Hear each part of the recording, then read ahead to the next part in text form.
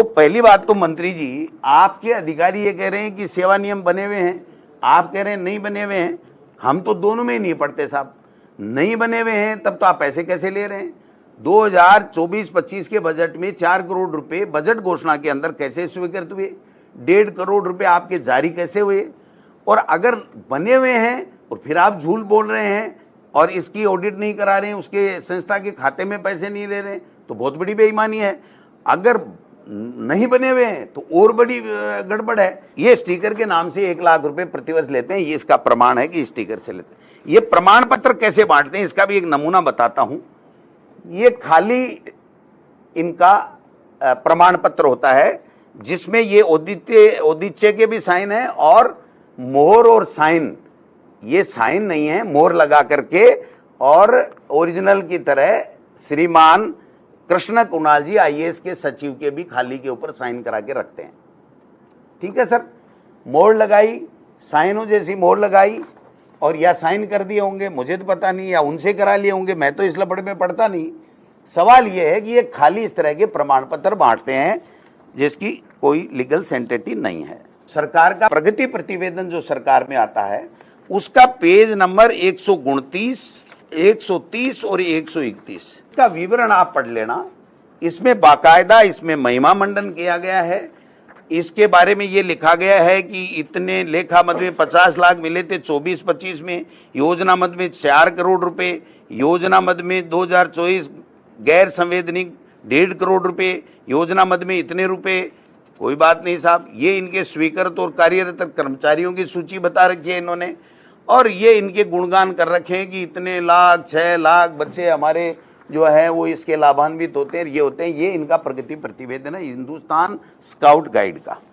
अगर इसके सेवा नियम नहीं बने, इसका खाता खुद का नहीं है, इसकी ऑडिट नहीं होती है, तो फिर आप प्रगति प्रतिवेदन में राजस्थान की विधानसभा में आप कैसे लिख रहे हो, ये समझ से परे की बात कि भाई घोटाला कैसे हुआ।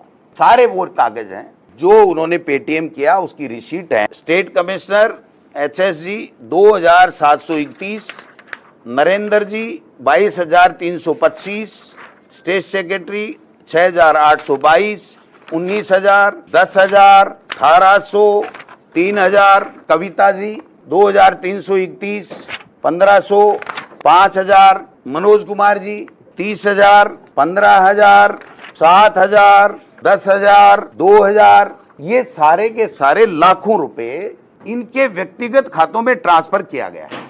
ये भर्ती के नाम से नरेंद्र जी ने ये 30,000 रुपए, ये रिसीट है। एक कोई मिस्टर बंसीवाल है, इनके पीए हैं मदन दिलावर जी के, वो हर कैंप में जाते हैं 1 दिन के लिए, मैंने देख करके आते हैं सारा सिस्टम क्या है क्या नहीं है। मेरे पास में अगर उनका मनाही आए कि मेरा पीए कभी कैंप में नहीं गया तो मेरे पास फोटो और वीडियो है, मैं जारी कर दूंगा। उनके पीए का क्या काम साहब, वो कौन सा पदाधिकारी है इसके अंदर? मैं ये कह रहा हूं कि जिस संस्था का मंत्री प्रेसिडेंट हो और उस संस्था में सीधा का सीधा वित्तीय घोटाला करोड़ों रुपए का हो रहा, ये एक जयपुर जिले का बताया मैंने सर आपको, ऐसा पूरे राजस्थान में है। ये 3 करोड़ 4 करोड़ 5 करोड़ पता नहीं, जब जांच होगी तो पता चल जाएगा। मैं तो मंत्री जी से इतनी सी मांग कर रहा हूं, ये जो इसने चिट्ठी दी है अजय कुमावत ने, इस चिट्ठी की एसओजी से, एसीबी से और किसी संस्था से, ईडी से, इन और किसी संस्था से इसकी निष्पक्ष जांच करा दो।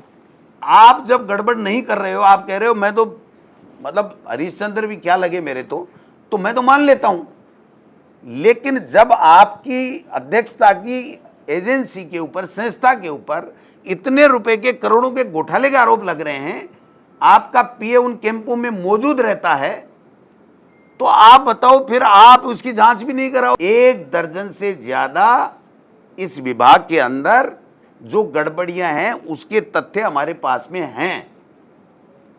क्योंकि आज विषय केवल इतना ही है, जब राजस्थान की विधानसभा आएगी तो ये सारे के सारे तथ्य मैं बता दूंगा कि मंत्री जी कौन कितना दूध का धुला हुआ है, कौन कितना गड़बड़ है। हम ये कह रहे हैं कि आप जांच से क्यों डर रहे हो? जांच का नाम लेते ही एक ट्वीट करने मात्र से मेरे को मेंटल घोषित कर दिया। एक मंत्री का ये जवाब होता है क्या?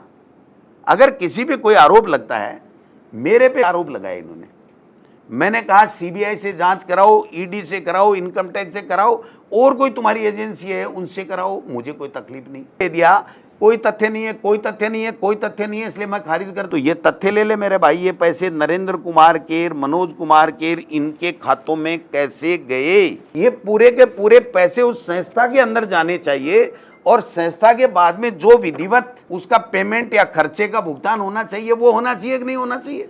तो फिर आप बताओ, फिर उसका जवाब कौन देगा? मंत्री देगा, दूसरा देगा? या फिर मंत्री जी जवाब नहीं देना चाहते, उनके नॉलेज में नहीं है, या उनके बिल्कुल संज्ञान में कोई चीज नहीं रही, तो इसकी जांच हो जानी चाहिए। वो जांच भी नहीं कराना चाहते। तो मैं मुख्यमंत्री जी आपसे निवेदन करूंगा, अब इसकी जांच कराना सरकार का काम है, सरकार को कराना चाहिए। तो मैं समझता हूं कि इस राजस्थान की जनता का अपमान है। लेकिन अब ये सिलसिला उन्होंने शुरू किया है, ये खत्म मैं करूंगा। मैं इनकी हर बात के ऊपर इनसे जवाब लेकर के रहूंगा।